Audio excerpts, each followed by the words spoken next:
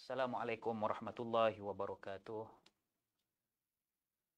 Kita alhamdulillah wassalatu wassalamu ala Rasulillah wa ala alihi wa sahbihi wa man walah. Alhamdulillah pada ketika ini kita akan mengikuti bual bicara secara langsung Tanya Jakim dalam segmen Tanya Jakim. Salah satu segmen yang kita Jakim adakan untuk program Kembara Al-Amin yang bermula 16 hingga 30 16 November sehingga 31 Disember. Jadi salah satu segmen dalam rancangan Kembara Al-Amin iaitulah Tanya Jakim. Jadi anda sedang mengikuti siaran langsung. Terima kasih kepada rakan-rakan FB Jakim yang telah pun bersama-sama di talian pada ketika ini untuk mengikuti satu lagi topik perbincangan yang akan kita kupas bersama dengan tetamu jemputan kita pada tengah hari ini. Rancangan kita tak lama, dalam 30 minit sahaja, jam 12.30 sehingga jam 1. Dan dalam tempoh 30 minit ini kita akan mengupas satu topik iaitu hari ini SOP PKPB, masjid ditutup, pasaraya dibuka. Ini satu topik yang memang ditunggu-tunggu dan dinanti-nantikan. Jakim memilih topik ini sebab kita menerima banyak pandangan, cadangan, persoalan yang dikemukakan oleh masyarakat di luar sana yang seperti mahu rintihan mereka didengar oleh pihak kerajaan, khususnya agensi agama yang terlibat dengan penggubalan SOP masjid dan surau, aktiviti masjid dan surau ini. Dan sudah pasti Jakim adalah merupakan salah satu agensi di peringkat persekutuan yang bertanggungjawab bekerjasama erat dan rapat bersama dengan Kementerian Kesihatan Malaysia KKM dan juga MKN, Majlis Keselamatan Negara MKN, yang pihak yang berautoriti dalam memutus sesuatu SOP yang dicadangkan. Jadi kita akan bersama dengan yang berbahagia Datuk Dr. Sirajuddin bin Suhaimi, pengarah kanan bahagian penyelidikan Jakim pada tengah hari ini, yang telah pun bersama dengan saya. Terima kasih bagi Datuk. Sama-sama. Tengah hari ini dah makan belum? Cukup kita postpone. Tangguh dulu. Tangguh dulu. Lepas rancangan ini nanti insya-Allah kita ada penaja makanan kita tengah hari kita ni nanti. Insya-Allah. Dan Datuk Dr. Sirajuddin, pengarah kanan bahagian penyelidikan, adalah individu yang bekerja kuat dalam semua SOP. Setakat ini Datuk, sebagai mukadimahnya, kita Jakim ni dah sepanjang tempoh PKP ni, sejak PKP yang dilancarkan Mac dulu sehinggalah sekarang PKPB ni, kita sudah ada berapa SOP yang kita cadangkan kepada kerajaan? Okey, alhamdulillah. Dengan kerjasama tim yang ada di Jakim ni, sejak daripada mula pandemik COVID-19, yang mana kita mula bergerak dalam bulan Mac, Februari, Mac. Seingat saya memang kita ada lebih kurang 8 SOP. 8 SOP, kerana SOP ni dia silih berganti mengikut keperluan, mengikut pandemik COVID-19 ni, dan mengikut keadaan semasa keperluan masyarakat Islam di Malaysia hari ini. Antara yang Datuk ingatlah SOP apa mengenai selain antaranya yang pertama mula-mula sekali kita buat ialah SOP pengurusan jenazah COVID. Ya, betul. Kemudian yang berkaitan dengan apabila mula-mula kita tutup masjid, tak boleh buat aktiviti. Semua aktiviti, solat jemaah, solat Jumaat, kuliah, semua ditangguhkan. Apabila keadaan pandemik COVID-19 ni agak reda, selepas pada season yang pertama, kita buka masjid. Okey. Sudah mula ada solat jemaah. Sudah mula ada beberapa kuliah secara berperingkat. Selanjutnya SOP untuk aktiviti hari raya puasa. Puasa, ya betul. SOP puasa, ya. SOP puasa, SOP macam mana orang nak sembahyang tarawih. Betul. Sembahyang tarawih selalunya orang kata kalau tak ke masjid, tak ke surau, tak sembahyang tarawih. Ya. Jadi kita buatkan satu SOP, garis panduan dan juga panduan kepada masyarakat macam mana dia nak sembahyang tarawih di rumah. Ya. Dah selesai Ramadan, SOP untuk solat sunat Aidilfitri.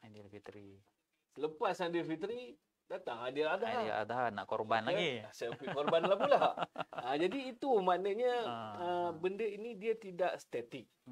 Artinya berubah mengikut persekitaran, mengikut keperluan masyarakat dan juga mengikut penularan wabak itu sendiri. Ini dia, itu dia mukadimah daripada orang yang bertanggungjawab.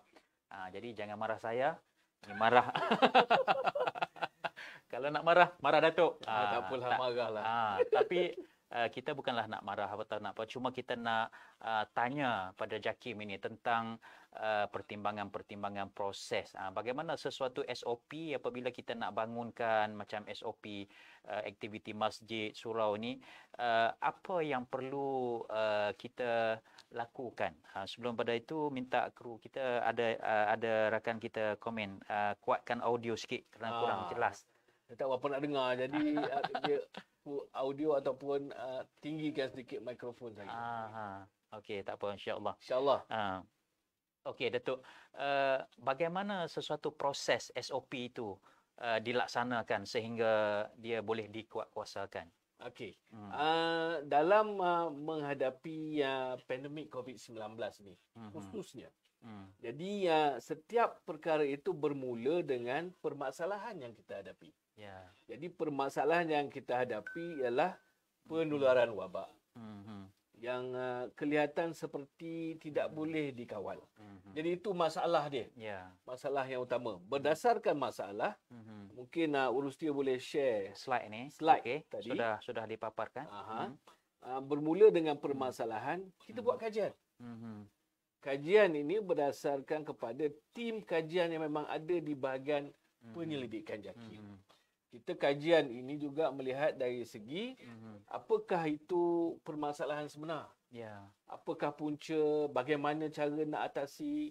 Kita lihat dari aspek syarak untuk mengatasi masalah ini. Adakah boleh begitu ataupun begini. Jika masjid dibuka, bagaimana susun aturnya mengikut kehendak syarak. Artinya dalam melaksanakan SOP atau membangunkan SOP ini bukan saja melihat kepada arahan daripada pihak-pihak lain di luar, malah kita lihat juga dari aspek syarak. Selepas kertas kerja ataupun kertas kajian ini siap, kita bentang dahulu ke panel pakar syariah. Dalaman JAKIM lah. Panel pakar syariah ni dianggotai oleh pakar-pakar di luar sana, terdiri daripada ahli akademik, terdiri dari pakar rujuk ataupun boleh kata para ulama yang ada yang berautoriti, kepakaran masing-masing. Mengikut kepakaran masing-masing itu untuk berbincang peringkat awal. Berkenaan dengan kajian yang kita laksanakan. Pembangunan SOP. Selepas panel pakar syariah bersetuju dengan kertas kajian ini, baru diangkat ke jawatankuasa muzakarah Majlis Kebangsaan Ahwal Islam yang dianggotai oleh semua mufti 14 buah negeri. 14 buah negeri se-Malaysia dan 5 orang ahli yang dilantik ada lagi oleh Majlis Raja-Raja mengikut kepakaran masing-masing. Kita bentang di situ. Dan dalam saya kata 9 kali mesyuarat khas jawatankuasa muzakarah MKI turut dihadiri oleh Ketua Pengarah Kementerian Kesihatan dan Ketua Pengarah Majlis Keselamatan Negara. Pihak berautoriti untuk memberi pandangan, membuat bandingan persekitaran semasa dan juga keperluan masyarakat berteraskan syarak. Jadi itu yang berlaku. Proses. Untuk dibentang sehingga ke jawatankuasa muzakarah MKI. Selepas muzakarah MKI dah beri pandangan, beri ulasan, next-nya pula apa? Selepas muzakarah bersetuju, akan ada sirah resolusi muzakarah. Sirah resolusi ini dipersetujui oleh semua ahli bersama dengan pengurusi muzakarah, dipanjangkan ke majlis raja-raja. Dipersembahkan. Ya, yang normally kita akan melalui pejabat penyimpan mohon untuk diedarkan ke majlis raja-raja, keahliannya daripada raja-raja Melayu, duli-duli yang maha mulia tuanku secara berutus untuk mendapat perkenan sebelum dilaksanakan. Kalau di wilayah dia akan biasanya yang berhormat menteri di Jabatan Menteri akan menghadap bahawa duli yang maha mulia Seri Paduka Baginda Tuan Agong. Okey, selepas itu cadangan SOP ini akan dibentang di peringkat mesyuarat khusus berkaitan dengan COVID-19. Jawatan kuasa teknikal. Jawatan kuasa teknikal di peringkat MKN. Yang mana keahlian ini juga merangkumi agensi-agensi kerajaan semuanya dan juga pihak Kementerian Kesihatan pastinya. Di situ akan dibentangkan cadangan dan dibahas mengikut keperluan dan mengikut keselamatan bagi masyarakat. Sebab kita melihat bukan peringkat awal kita lihat dari aspek syarak. Kemudian kita lihat pula dari aspek keselamatan masyarakat. Dari aspek kesihatan, bagaimana kita boleh mengawal pelaksanaan SOP ini, adakah dianya dalam arti kata lain workable, boleh dilaksanakan ataupun tidak. Dan selepas daripada peringkat Majlis Keselamatan Negara dipersetujui oleh yang berbahagia Ketua Pengarah Kesihatan berdasarkan akta yang berkaitan penularan penyakit berjangkit, barulah disalurkan ke peringkat negeri. Dan negeri ada bidang kuasanya yang tersendiri. Okey, itu saya akan masuk nanti soalan selanjutnya. Soalan selanjutnya saya akan tanya tentang peringkat negeri. Itu dia tuan-tuan dan puan-puan. Setiap SOP yang nak diputuskan oleh kerajaan ni, saya merujuk bila saya sebut SOP ini berkaitan dengan aktiviti masjid dan surau dan juga aktiviti berkaitan dengan agama.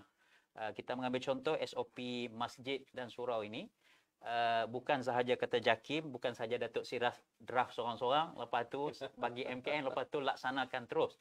Tapi dia ada step by step, peringkat demi peringkat, bermula dengan kajian di bahagian penyelidikan, analisis isu dan permasalahan, kemudian dibentang di peringkat panel pakar yang akan menilai hasil kajian, hasil penilaian dan sebagainya. Kemudian dah lumat di bahagian panel pakar, dibawa pula dalam muzakarah MKI yang dianggotai oleh mufti-mufti 14 buah negeri, ditambah lagi dengan 5 ahli, kemudian dipersembahkan kepada majlis raja-raja, kemudian dibawa ke peringkat MKN, seterusnya baru diputuskan oleh peringkat kerajaan persekutuan untuk dibenarkan ataupun dilaksanakan SOP tersebut. Jadi prosesnya sangat panjang dan saya pasti dalam proses yang tempoh yang panjang ini, semua pihak-pihak yang berkepentingan ini telah memberi ataupun melumatkan hasil-hasil cadangan yang dikemukakan.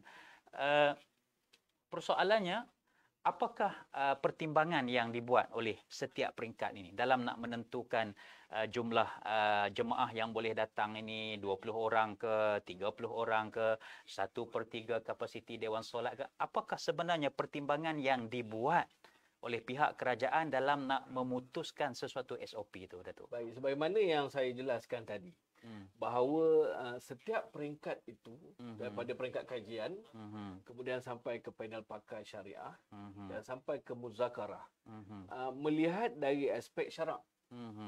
Adakah memungkinkan ibadah itu dilaksanakan menepati hukum syarak? Walaupun ada beberapa pandangan, melihat juga pandangan dari mazhab-mazhab yang pelbagai, kita melihat juga dari segi keselamatan masyarakat, berkait dengan kesihatan, dan melihat juga keupayaan semasa di tempat tersebut. Contoh, apabila kita meletakkan syarat bahawa untuk dibuka masjid bagi solat jemaah, meletakkan syarat bahawa setiap jemaah itu perlu diimbas suhunya. Kena cek dululah. Nak pastikan dia ni orang bukan orang yang bergejala. Ya. Dia tak demam, dia tak batuk sesemua dan sebagainya. Adakah masjid mempunyai keupayaan untuk melakukan kawalan keselamatan tersebut? Itu dilihat juga. Ya.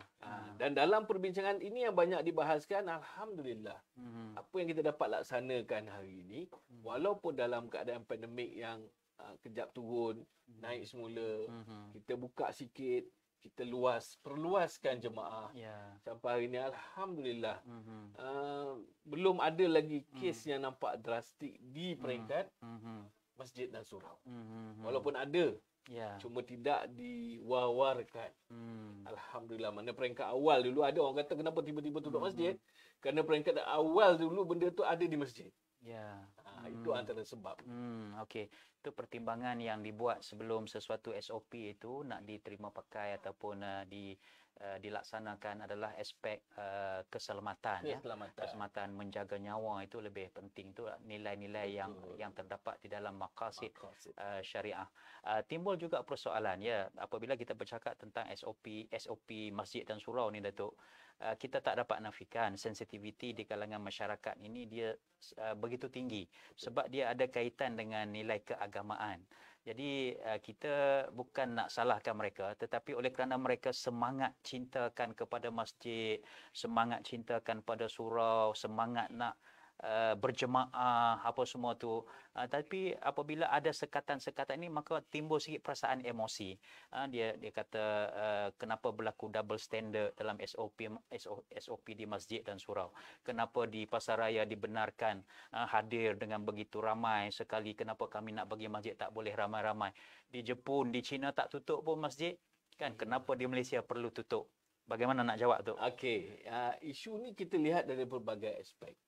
Dan persoalan yang ditimbulkan itu, yang pertama, kita melihat dari aspek bahawa bukan double standard. Sebenarnya apa SOP yang dibangunkan untuk masjid, untuk pasaraya itu, melihat dari sudut yang sama. Dari segi keselamatan dan kesihatan masyarakat. Cuma bezanya dari segi pelaksanaan dan dari segi pandangan individu. Bagi individu yang memang cintakan masjid, bagi umat yang memang cintakan berjemaah di masjid, merasakan bahawa kehidupan ini amat terkesan apabila tak boleh sama-sama sembahyang Jumaat subuh di masjid. Betul. Amat terkesan apabila tak ada kuliah maghrib. Betul. Hari Minggu biasanya lepas sembahyang subuh ada kuliah subuh. Betul. Tapi tak ada. Jadi merasa amat tandus hidupnya itu kerana kekurangan-kekurangan ini. Namun begitu, dalam keadaan yang sama, dalam waktu yang sama, untuk makluman para penonton yang dirahmati Allah sekalian, kajian juga kita buat. Bukan sahaja mereka merasa terkesan, malah ada pihak, ada umat masyarakat Islam yang rasa stres sangat. Betul. Pasal tak boleh ke masjid. Betul. Oleh kerana tekanan-tekanan ini, mereka membuat bandingan. Orang pergi pasar raya elok je. Betul. Kenapa kat pasar raya tu tak ada sekatan? Sebenarnya, dari SOP yang dikeluarkan oleh pihak MKN, di pasar raya juga ada sekatan bilangan. Betul. Cuma bezanya dari segi pelaksanaan dan penguatkuasaan. Pematuhan. Ada beberapa kedai yang memang letak nombor. Mana sampai 10, kena tunggu. Tunggu orang yang ke-10 tu keluar, baru orang yang ke-11 boleh masuk. Itu SOP yang ada. Dari segi pelaksanaan? Dari segi pelaksanaan, mungkin dia tahu kawasan tu tak ada abang polis. Pemantauan. Tak ada abang polis yang pantau. Jadi dia leka. Ataupun masyarakat sendiri pun dengan keadaan yang teruja untuk membeli barang, nak masuk juga. Itu perbezaannya. Sedangkan di masjid, alhamdulillah, setakat ni belum lagi kita mendengar pihak masjid yang disaman ataupun diambil tindakan kerana tidak mematuhi SOP. Alhamdulillah, artinya masyarakat kita, masyarakat Islam khususnya, patuh dengan SOP yang ada. Jadi harapannya agar pihak kerajaan agar pelaksanaan ini dapat berterusan untuk kita memastikan penularan wabak ataupun pandemik COVID-19 ni dapat orang kata yang selalu digunakan oleh Tan Sri Syam, lekuk itu dapat dilandaikan. InsyaAllah. Okey, alhamdulillah itu pertimbangannya ya Datuk ya. Artinya ialah kita pun kadang-kadang rasa rimas juga bila nak pergi majlis ilmu, tak ada di masjid, tak boleh menganjurkan majlis ilmu, tak boleh nak mengadakan solat berjemaah dan berzikir tempoh yang sangat lama. Itu menyebabkan kita rasa sedikit emosi lah. Tetapi dalam masa yang sama, pihak kerajaan juga perlu menerima positif apa yang diluahkan oleh masyarakat di luar sana, cadangan, pandangan, rintihan. Kita perlu menjadi kerajaan yang sentiasa mendengar pandangan. Jadi satu aspek yang perlu kita jelaskan supaya masyarakat ini dapat menerima secara positif, bukan hanya melihat dari sudut yang negatif. Betul. Kalau kita berfikiran negatif, maka akan lahirlah sifat kita yang negatif. Jadi persoalannya macam mana kita nak berlaku positif, Datuk, apabila SOP ini berlaku perbezaan. Kenapa di Selangor begini? Kenapa di wilayah begini? Kenapa di Kedah begini? Kenapa di Pahang begini? Jadi masyarakat jadi macam dipermain-mainkan. Jadi kenapa berlaku perbezaan, Datuk? Okey, kita balik pada asal soalan mula-mula. Apa ni, Ustaz Zack punya soalan tu dia ayatnya satu. Soalannya bersusun. Tak apa. Saya jawab satu persatu. Okey, baik. Yang pertama tadi, bagaimana nak menerimanya secara positif. Jadi walaupun tohmahan yang dilontarkan oleh masyarakat, bukan saja masyarakat, para ilmuwan, sahabat-sahabat kita semuanya, betul, berceramah mengatakan pihak kerajaan perlu ubah SOP, perlu kaji semula dan sebagainya. Kita terima positif. Pasal tu Ustaz Zack dan saya berada di sini hari ini untuk cuba menyampaikan, bukan nak menegakkan benang yang basah, tetapi nak menyampaikan situasi sebenar dalam kita membangunkan SOP menghadapi pandemik COVID-19 ini. Itu maknanya, itu walaupun orang marah, kita jangan marah.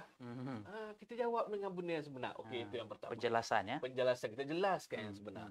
Yang kedua, tadi soalannya berkaitan dalam menghadapi situasi rasa marah tadi. Kerana dia kata negeri sebelah tu elok je. Tadi Ustaz Zack buat bandingan, kat Jepun tu elok je, masjid tak tutup pun Padahal ramai kat yang sakit tak tutup. Jadi dalam keadaan itu, di negara kita, bumi tercinta Malaysia yang dicintai, kenapa berbeza? Sebab yang pertama, bukan nak menyalahkan pihak berkuasa agama negeri, tetapi bidang kuasa itu terletak pada negeri masing-masing.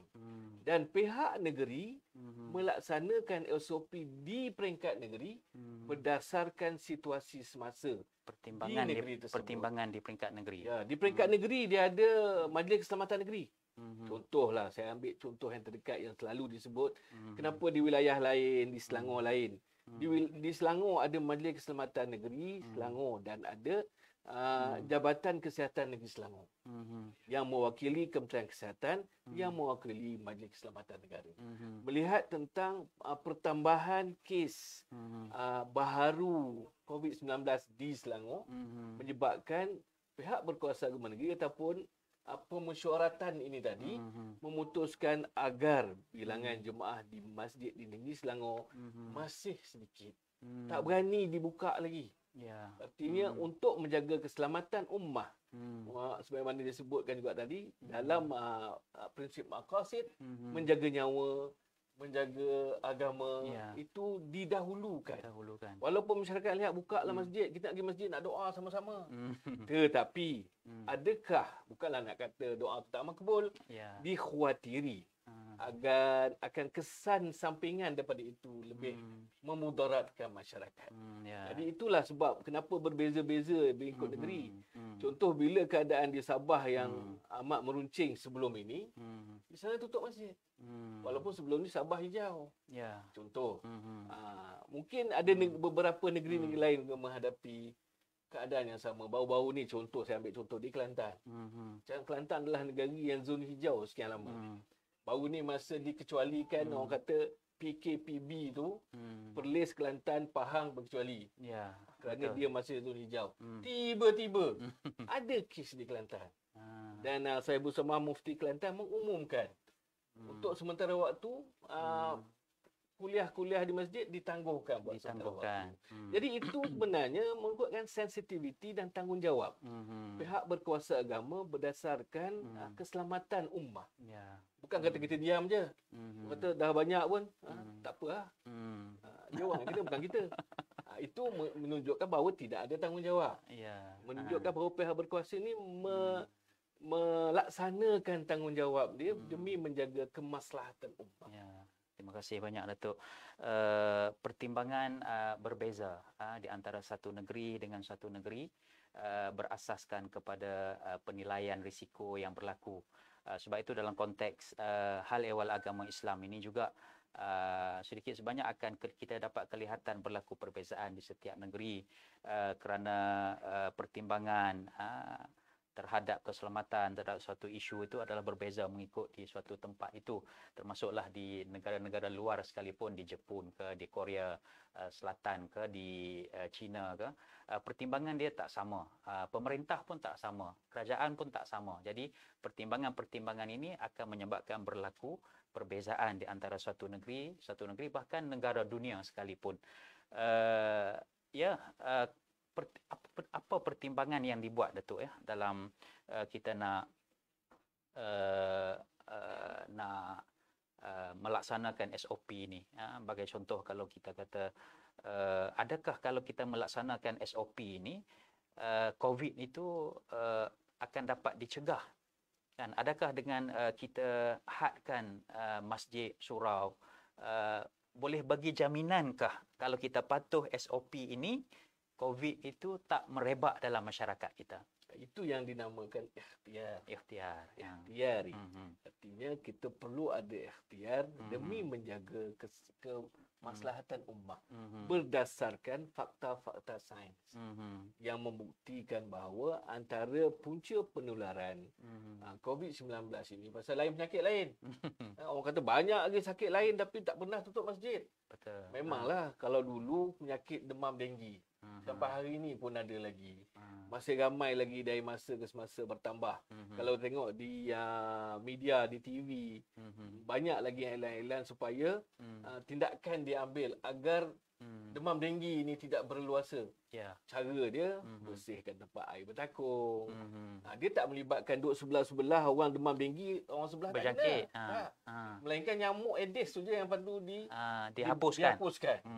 Berbeza keadaan dengan COVID-19 ini kerana bersentuhan boleh menyebabkan virus itu tersebar. Sebab tu tidak dibenarkan bersalam. Even orang kata orang tak salam dia pakai penumbuk ataupun dia laga siku. Macam-macam cara. Ada orang laga lutut lagi. Allah Akbar. Tapi perkara-perkara ni yang perlu dielakkan. Sebab itu dalam kita membangunkan SOP diminta jarakkan saf solat. Walaupun kita sedari sebelum ni tak pernah lagi lah. Kalau ada pihak berkuasa, imam boleh sebut jarakkan saf, tak ada. Kalau nak sembahyang kata rapatkan saf, luruskan saf. Betul. Malah mengikut sunnahnya. Jelas, terang dan nyata. Itulah cara kita menunaikan solat berjemaah. Tapi disebabkan pandemik ni, saya kira dah hampir 9 bulan. Betul. Kita berkeadaan begitu. Jadi insya-Allah kita sama-sama berdoa lah. Dengan pelaksanaannya jarakkan saf kerana memang belum terbukti bahawa ada cara lain untuk mengelak penularan wabak COVID-19. Belum terbukti dan belum ditemui. Kalau kita jumpa cara lain, contohnya dalam masjid tu kita buat satu alat menyedut virus, bolehlah kita pasang untuk mengelakkan virus ni. Setakat ni belum ada lagi lah. Belum ditemui lagi dari aspek saintifiknya. Jadi akhirnya Datuk, kita sudah berada di penghujung rancangan kita pada tengah hari ini, Tanya Jakim. Pesanan Datuk lah kan kepada masyarakat di luar sana yang sampai bila kita nak kena jauhkan daripada masjid ini, sampai bila kita nak kena jarakkan dalam saf ini kan. kalau masjid tutup, macam mana kami nak solat berjemaah, Datuk? Kenapa pergi Pasaraya Surau tutup? Betul ke Pasaraya Surau tutup? Saya pun tengok ada juga. Ada yang buka. Tapi yang tutup tu kalau dia tidak dapat mengawal, ya, kalau dia tidak ada petugas yang khusus. Kan? Jadi apakah nasihat akhir Datuk supaya kita dengan fikiran yang positif dapat menerima keputusan yang dibuat oleh para agamawan, negarawan dalam nak menjaga maslahah negara kita ini? Okey, terlebih dahulu terima kasih dengan ruang yang ada ini untuk kita menyampaikan apa yang sebenarnya supaya difahami oleh masyarakat. Pesanan daripada pihak kami yang bertungkus lumus. Kalau sebelum ni orang kata orang work from home, saya tadi ada seorang rakan saya tak kenal work from home. Pasal memang tak pernah pun. Terpaksa, bukan terpaksa, demi agama, bangsa dan negara berada di sini untuk sama-sama membangunkan, buat kajian, bangunkan SOP. Jadi kepada masyarakat di luar sana, bukanlah dengan kekangan ini berarti kita akan berpanjangan sebegini. Usaha-usaha sebegini kita laksanakan kerana dengan hasrat agar penularan wabak COVID-19 ini dapat kita landaikan lengkungnya itu. Jadi kita boleh kembali seperti dahulu. Contoh lain kata, ada hikmah pada setiap yang berlaku. Pernah kita terfikir kita nak buat sembahyang raya kat rumah? Pernahkah seorang bapa terfikir dia akan mengimamkan solat sunat Aidilfitri dan menjadi khatib? Pastinya tidak. Betul. Biasanya dalam pemikiran kita akan terfikir bila raya sama-sama dia difikir bawa anak isteri ke masjid untuk solat berjamaah, solat sunat Aidilfitri ataupun Idul Adha. Namun begitu, hikmah di sebalik pandemik COVID-19, kita boleh buat sembahyang raya kat rumah. Kita boleh sama-sama 28 ke 29 malam, 30 malam solat bertarawih dengan ahli keluarga. Menjadi imam tarawih. Walaupun tak ingat nak baca macam imam kat masjid 30 juzuk. Dia ulang-ulang balik kata surah yang sama pun. Solat sunat insya-Allah. Diterima Allah Subhanahu Wa Taala. Semuanya bergantung kepada sikap dan nilai diri kita sendiri. Sejauh mana kita bersangka baik terhadap ujian yang Allah Taala berikan kepada kita. Musibah COVID adalah merupakan satu ujian. SOP PKP juga adalah merupakan satu ujian untuk menilai kita sejauh mana kita dapat taat kepada Allah, taat kepada Rasulullah dan taat kepada ulil amri. Itu yang Allah Ta'ala sebut dalam Al-Quran, 3 golongan yang mesti kita taat: Allah, Rasul dan ulil amri. Jadi mematuhi SOP yang diputuskan oleh ulil amri adalah merupakan suatu kewajipan. Kalau kita rasa tak puas hati ataupun kita rasa macam tak setuju dengan SOP ini, tak apa, kita diamkan dalam diri kita, tetapi mematuhi SOP itu adalah merupakan suatu kewajipan sebab dia diputuskan bukan oleh Datuk Sirajuddin seorang, diputuskan oleh jawatan kuasa di satu peringkat, akhirnya terhasillah satu syura atau keputusan yang dibuat secara syura, secara berjemaah. Dan apabila satu keputusan dibuat secara berjemaah, mustahil keputusan itu untuk menzalimi rakyat dan juga masyarakat. Bahkan kitalah kena jaga diri kita, takut-takut apa yang kita buat ini menzalimi diri kita sendiri. Terima kasih banyak kepada Datuk Dr. Sirajuddin Suhaimi, sama-sama, pengarah kanan bahagian penyelidikan JAKIM, dan terima kasih kepada rakan-rakan FB JAKIM yang sentiasa memberi komen, memberi pandangan positif bagi membantu menaikkan semangat. Datuk Sirajuddin ni tak cuti sejak daripada bulan Mac dulu nak siapkan SOP dan sebagainya, menilai, memantau dan sebagainya kan. Jadi kita bagi sokonganlah pada mereka. Jadi sebagai tanda sokongan anda kepada kami ini, mohon like dan juga share FB JAKIM. Mudah-mudahan misi untuk melebarkan lagi risalah yang ditinggalkan oleh Rasulullah mampu kita laksanakan. Jumpa lagi. Wabillahi taufiq wal hidayah. Wassalamualaikum warahmatullahi wabarakatuh.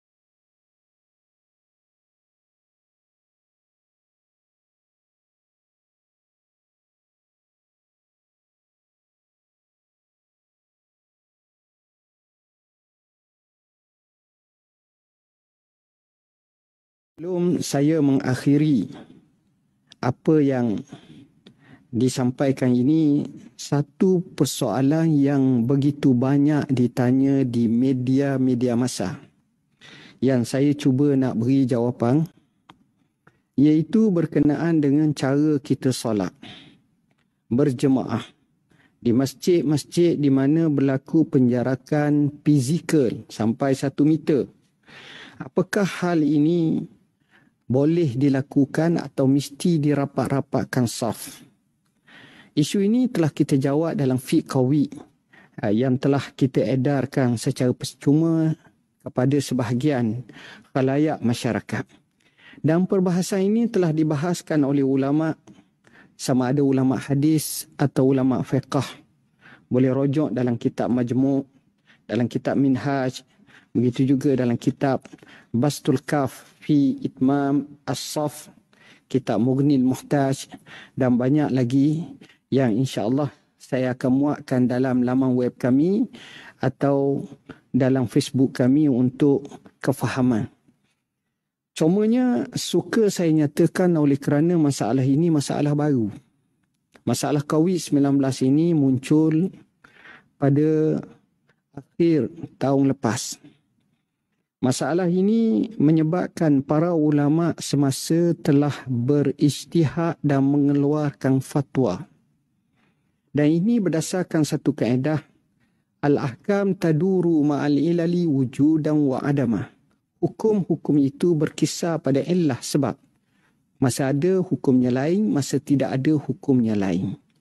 Dek kerana COVID-19 yang mengganas, yang cukup mudah dijangkiti apabila SOP tidak dilaksanakan, maka di sini saya nukilkan pandangan fatwa terkemuka dunia oleh badan-badan berotoriti. Antaranya ialah Dar Al-Ifta Al-Misriyah, iaitu Majlis Fatwa Mesir, yang menyatakan tiada halangan terhadap penjarakan fizikal yang berlaku antara mereka ketika solat berjemaah. Antaranya Majlis Fatwa United Arab Emirates UAE, tidak ada masalah dalam suasana timbulnya rasa takut dari merebaknya wabak, maka dibolehkan bagi mereka yang mendirikan solat secara berjemaah untuk melakukan penjarakan di dalam saf dengan mengikut apa yang disarankan oleh badan kesihatan yang berotoriti. Ketiganya, Fatwa Lajnah Daimah Arab Saudi juga memberi pandangan yang sama. Dan juga kita telah bincangkan dalam muzakarah fatwa kebangsaan beberapa kali isu ini, dan inilah yang kita lakukannya. Justru hal ini bukanlah satu pendapat peribadi oleh perseorangan, tetapi dilihat dengan neraca syarak, dengan maslahat dan maqasid yang perlu dijaga dari segi hifzun nafs untuk memelihara agama.